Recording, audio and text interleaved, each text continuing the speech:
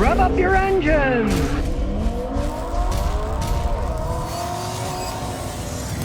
Today I'm going to tell you why you never want to run a car on pure water in the radiator. In this case, a really nice Corolla S, it led to having to replace the engine, and here's why. Now, modern cars are meant to have 50% antifreeze and 50% water mix. Today it's really easy to do because a lot of places, when you buy it, the gallons are already 50% water and 50% antifreeze. You don't even have to figure it out. Now, why 50-50?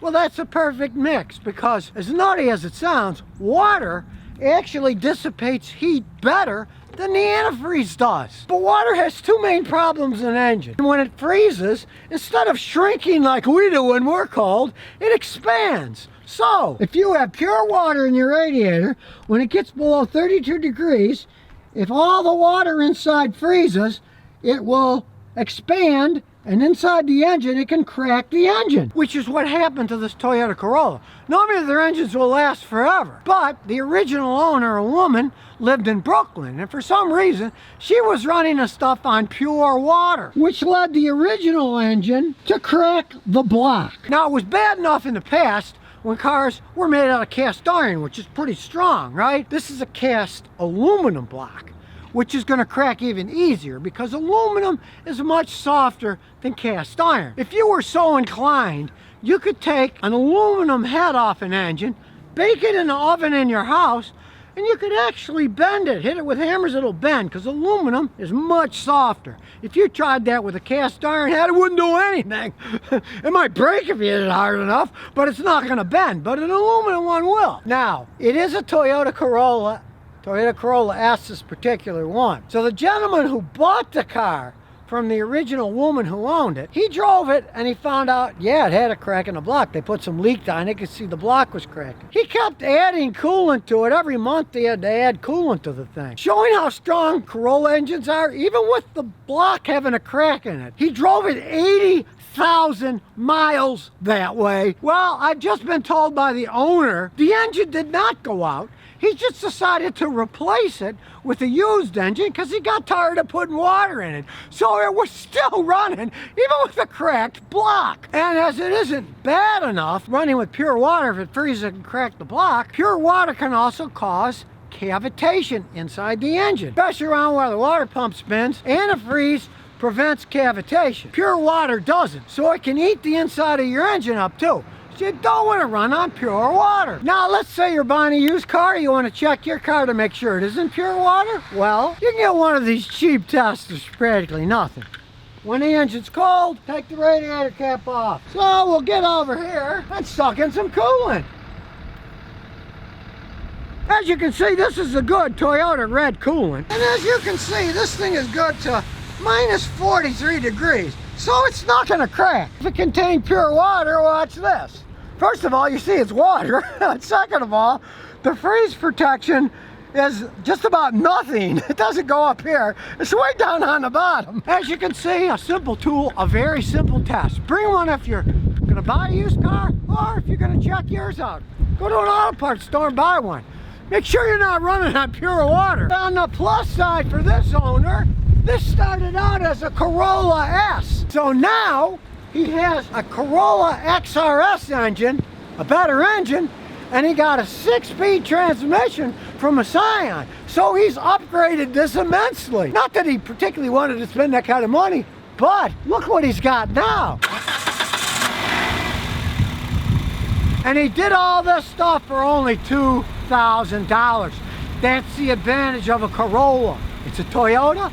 Lots of parts fix it. They sold 45 million Corollas, so there's lots of cheap parts out there. And he put a cool orange light set up on it. It's daytime, but it's cloudy. Upgraded the stereo system. It's got this killer 6-speed standard transmission now. And being a typical Toyota Corolla, it's got 156,990 miles and still runs like a clock. Granted, it was still running like a clock, he said, with a hole in the block. He just had to keep adding coolant and he got tired of that. Of course, it's a lot faster now with the upgraded engine. And he's upgraded the braking system. drilled rotors. Still has those original Toyota drums though in the back, and they work perfectly fine.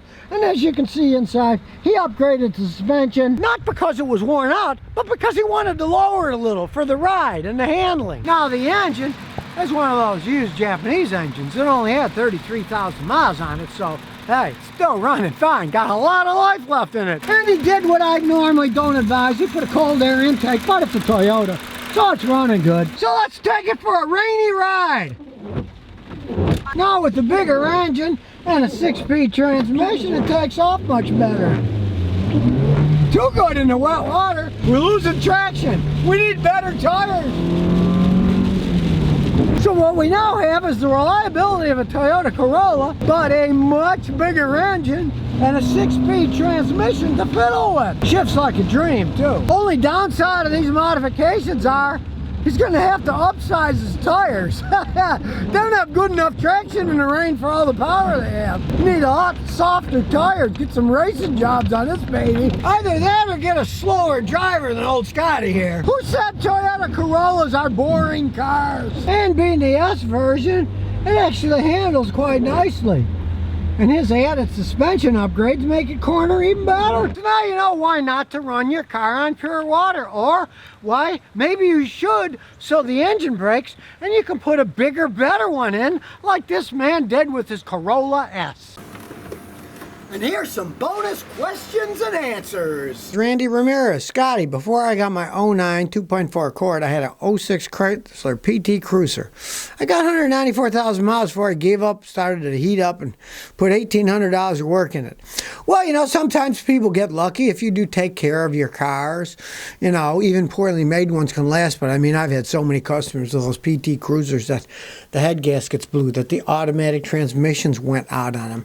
Realized they were all made in Mexico, not the bastion of great quality car manufacturing. So I don't advise people to buy them unless you like the way they look and you can get them dirt cheap. I have had customers buy ones with standard transmissions, non-turbo, and pick them up for $800 and drive them for 2 or 3 years and not put that much money into them. But don't pay much money for them. They have no real value. Noobs Earn to Die says, Scotty, would you recommend a Toyota Highlander for towing 3,000 pounds? Yes, if it has a V6 engine. With the 4-cylinder engine, not so much. It could do it, but you'd be better off with the 6, and they can take it. I got customers that pull, you know, camping trailers behind them that weigh 3,500 pounds. They got no problems with those things with the 6-cylinder engines in them. Brandon Aguero says, Scotty, what would be a good, dependable, everyday sports car with a standard transmission? You can't beat a Mazda Miata. They're extremely dependable. They sold over 1 million of them.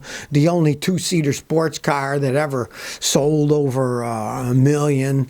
In a roadster format like that. I mean, you can't beat them. You can get them dirt cheap, used, fix them up, or you can get them used at a reasonable price. And even the new ones aren't super expensive. I got to drive the brand new one last year, their fancy grand touring one, and it was an excellent car. I was impressed. It was just standard. It was really fun to drive. Anthony asks, Scotty, what's your favorite thing about being in Tennessee? Well, I got 2 favorite things, and the first favorite thing is the people.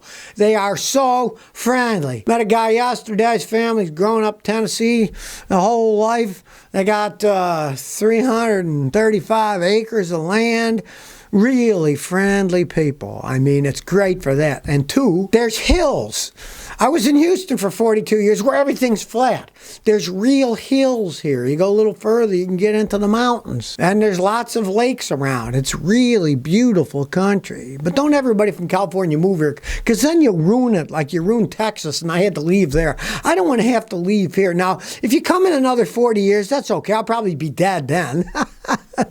But please don't everybody move here and ruin it. Only if you're like me and the people who live here that are just like having freedom and open side and being friendly with people and not trying to prove how snobby we are with a Porsche or a BMW or an Audi or a Mercedes. Those people, please stay away. So if you never want to miss another one of my new car repair videos, remember to ring that bell.